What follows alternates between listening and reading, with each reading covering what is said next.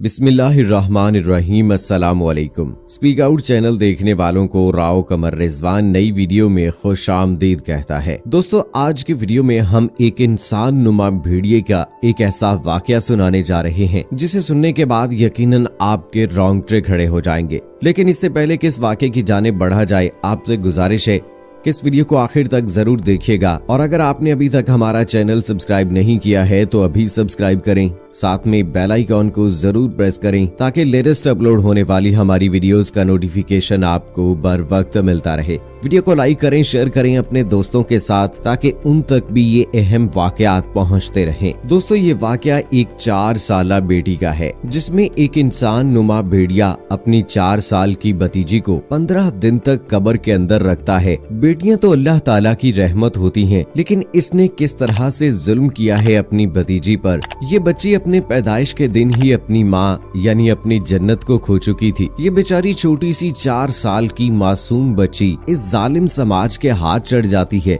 उस जालिम ने इस बच्ची को उठाया और कब्रिस्तान ले गया और वहाँ कब्र खोदकर इसको दफना डालता है और वहाँ से रवाना हो जाता है। दोस्तों, अब रोज रात को उस कब्र से आवाजें आने लगी, लेकिन लोग यही सोचकर आगे गुजर जाते थे कि शायद इस कब्र पर अल्लाह की तरफ से कोई अजाब हो रहा है। इस सारी सूरत हाल को देखते हुए वो अल्लाह से तौबा इस्तगफार करते हुए वहाँ से गुजर जाते। लेकिन जब ऐसा रोजाना होने लगा तो लोगों ने फैसला किया कि क्यों ना इस कब्र को खोदा जाए और देखा जाए कि आखिर क्या माजरा है। जब कब्र खोदी तो अंदर से वो बच्ची निकल आई जो कि जिंदा थी। दोस्तों, इस्लाम ने औरत को बहुत बुलंद मर्तबा और मकाम दिया है। इस्लाम से पहले भी लोग अपनी बेटियों को जिंदा दरगोर कर देते थे ताकि उन्हें अपनी बेटियों की शादी न करनी पड़े, अपनी बेटियों को किसी के घर रुखसत न करना पड़े। इस्लाम से पहले का एक वाकया भी आपके साथ आज शेयर करते हैं जो कि एक बहुत खूबसूरत सहाबी का है, लेकिन उनके इस्लाम कबूल करने से पहले का है। हजरत देहा कल्बी रज़ियल्लाहु ताला अन्हु निहायत खूबसूरत थे, तफसीर निगार थे। आपका हुस्न इस कदर था कि अरब की औरतें दरवाजों के पीछे खड़े होकर यानी छुपकर हजरत देहा कल्बी रज़ियल्लाहु ताला अन्हु को देखा करती थी। लेकिन उस वक्त आप मुसलमान नहीं हुए थे। एक दिन सरवरे कौनैन ताजदारे मदीना हजरत मोहम्मद मुस्तफ़ा सल्लल्लाहु अलैहि वसल्लम की नजर हजरत देहा कल्बी पर पड़ी। आप सल्लल्लाहु अलैहि वसल्लम ने हजरत देहा कल्बी के चेहरे को देखा कि इतना हसीन नौजवान है। आपने रात को अल्लाह ताला की बारगाह में दुआ मांगी, या अल्लाह इतना खूबसूरत नौजवान बनाया है, उसके दिल में इस्लाम की मोहब्बत डाल दे, उसे मुसलमान कर दे, इतने हसीन नौजवान को जहन्नुम से बचा ले। रात को आपने दुआ फरमाई। सुबह हजरत देहा कल्बी रज़ियल्लाहु ताला अन्हु आप सल्लल्लाहु अलैहि वसल्लम की खिदमत में हाजिर हो गए। हजरत देहा कल्बी रज़ियल्लाहु ताला अन्हु कहने लगे, ए अल्लाह के रसूल, बताएं आप क्या अहकाम लेकर आए हैं। आप सल्लल्लाहु अलैहि वसल्लम ने फरमाया, अल्लाह का रसूल हूँ और अल्लाह वाहिद है, उसका कोई शरीक नहीं। फिर तौहीद और रसालत के बारे में हजरत देहा कल्बी को बताया। हजरत देहा ने कहा, अल्लाह के नबी, मैं मुसलमान तो हो जाऊं, लेकिन एक बात का हर वक्त डर लगा रहता है। एक गुनाह मैंने ऐसा किया है कि आपका अल्लाह मुझे कभी माफ नहीं करेगा। आप सल्लल्लाहु अलैहि वसल्लम ने फरमाया, ए दहिया, बता तूने कैसा गुनाह किया है। तो हजरत देहा कल्बी ने कहा, या रसूलल्लाह, मैं अपने कबीले का सरबराह हूँ और हमारे यहाँ बेटियों की पैदाइश पर उन्हें जिंदा दफन कर दिया जाता है। मैंने 70 घरों की बेटियों को दफन किया है, कर अब मुझे कभी माफ नहीं करेगा। आप सल्लल्लाहु अलैहि वसल्लम ने फरमाया, दहिया, कैसा गुनाह बताओ। हजरत देहा कल्बी फरमाने लगे, या रसूलल्लाह, मेरी बीवी हामला थी और मुझे किसी काम की गरज से दूसरे मुल्क जाना था। मैंने जाते हुए बीवी को कहा, अगर बेटा हुआ तो उसकी परवरिश करना, अगर बेटी हुई तो उसे जिंदा दफन कर देना। देहा रोते जा रहे हैं और वाकया सुनाते जा रहे हैं। मैं वापस बहुत अरसे बाद घर आया तो मैंने दरवाजे पर दस्तक दी। इतने में एक छोटी सी बच्ची ने दरवाजा खोला और पूछा, कौन? मैंने कहा, तुम कौन हो? तो वो बच्ची बोली, मैं इस घर के मालिक की बेटी हूँ। आप कौन हैं? दहिया फरमाने लगे, या रसूलल्लाह सल्लल्लाहु अलैहि वसल्लम, मेरे मुंह से निकल गया, अगर तुम मेरी बेटी हो और इस घर के मालिक की, तो मैं मालिक हूँ इस घर का। या रसूलल्लाह, मेरे मुंह से ये बात निकलने की देर थी कि छोटी उस बच्ची ने मेरी टांगों से मुझे पकड़ लिया और मुझे बोलने लगी, बाबा बाबा, आप कहाँ चले गए थे? बाबा, मैं कितने दिन से आपका इंतजार कर रही हूँ। हजरत देहा कल्बी रोते जा रहे हैं और फरमाते हैं, ए अल्लाह के नबी, मैंने बेटी को धक्का दिया और जाकर बीवी से पूछा, ये बच्ची कौन है? बीवी रोने लग गई और कहने लगी, देहा, ये तुम्हारी बेटी है। या रसूलुल्लाह, मुझे जरा तरस न आया। मैंने सोचा मैं कबीले का सरदार हूँ, अगर अपनी बेटी को दफन न किया तो लोग कहेंगे हमारी बेटियों को दफन करता रहा और अपनी बेटी से प्यार करता है। हजरत देहा की आंखों से अश्क ज़ारों के तार निकलने लगे। या रसूलल्लाह, वो बच्ची बहुत खूबसूरत, बहुत हसीन थी। मेरा दिल कर रहा था कि उसे सीने से लगा लूं। फिर सोचता था कहीं लोग बाद में ये बातें न कहें कि अपनी बेटी की बारी आई तो उसे जिंदा दफन क्यों नहीं किया। मैं घर से बेटी को तैयार करवा कर निकला तो बीवी ने मेरे पाँव पकड़ लिए। दैया, उसे ना मारना। देहा, ये तुम्हारी बेटी है, माँ तो आखिर माँ होती है। मैंने बीवी को पीछे धक्का दिया और बच्ची को लेकर चल पड़ा। रास्ते में मेरी बेटी ने कहा, बाबा मुझे नानी के घर लेकर जा रहे हो?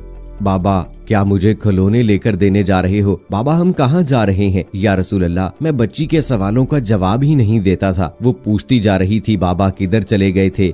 कभी मेरा मुंह चूमती है, कभी बाजू गर्दन के गिर्द ले लेती है, लेकिन मैं कुछ नहीं बोलता। एक मकाम पर जाकर मैंने उसे बिठा दिया और खुद उसकी कब्र खोदने लग गया। आका सल्लल्लाहु अलैहि वसल्लम देहा की जुबान से वाकया सुनते जा रहे हैं और रोते जा रहे हैं। मेरी बेटी ने जब देखा कि मेरा बाप धूप में सख्त काम कर रहा है तो उठकर मेरे पास आई। अपने गले में जो छोटा सा दुपट्टा था वो उतार कर मेरे चेहरे से रेत साफ करते हुए कहती है, बाबा धूप में क्यों काम कर रहे हैं? छाँव में आ जाएं। बाबा, ये क्यों खोद रहे हैं? बाबा, गर्मी है, छाँव में आ जाएं। और साथ साथ मेरा पसीना और मिट्टी साफ करती जा रही है। लेकिन मुझे तरस न आया। आखिर जब कब्र खोद ली तो मेरी बेटी पास आई। मैंने धक्का दे दिया, वो कब्र में गिर गई और मैं रेत डालने लग गया। बच्ची रेत में से रोती हुई अपने छोटे छोटे हाथ मेरे सामने जोड़कर कहने लगी, बाबा मैं नहीं लेती खिलौने।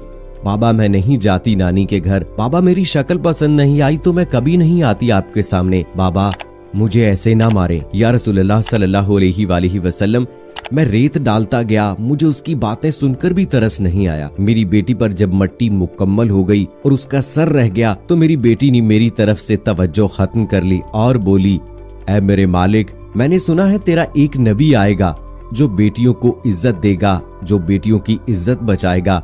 ऐ अल्लाह, वो नबी भेज दे, बेटियां मर रही हैं। फिर मैंने उसे रेत में दफना दिया।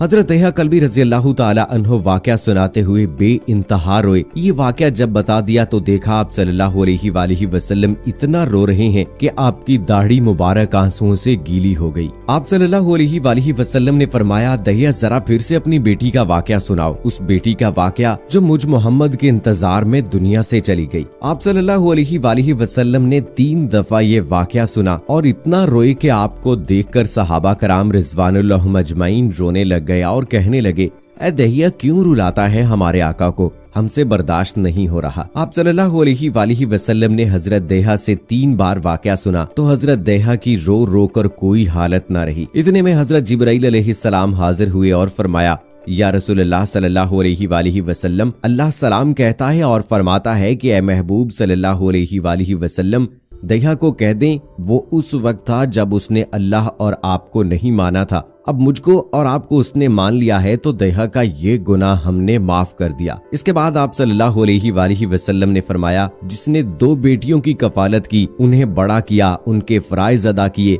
वो कयामत के दिन मेरे साथ इस तरह होगा जिस तरह शहादत की और साथ वाली उंगली आपस में है। सो दोस्तों, दीन इस्लाम से पहले खवातीन के साथ यही सलूक किया जाता था, लेकिन दीन इस्लाम ने औरत को बहुत बुलंद मर्तबा दिया है। लेकिन बड़े अफसोस के साथ कहना पड़ता है, हमारे मुआशरे में आज भी ऐसे दरिंदे मौजूद हैं जो खवातीन की इज्जतों को पामाल करते हैं, जो अपनी बेटियों को जिंदा दरगोर करते हैं। कई एक ऐसे वाकयात हैं जो हमारी नजरों के सामने से गुजरते हैं, जिनको देखने के बाद हमें दौरे इस्लाम से पहले की जहालत जो है वो याद आ जाती है। और बेटियों के ऐसे वाकयात सुनने के बाद यकीनन दोस्तों आंखें नम हो जाती हैं। इस हवाले से आपकी क्या कंडीशन है, आपकी क्या हालत है दोस्तों, कमेंट बॉक्स में हमें जरूर बताइएगा। अगली वीडियो तक मुझे इजाजत दीजिए।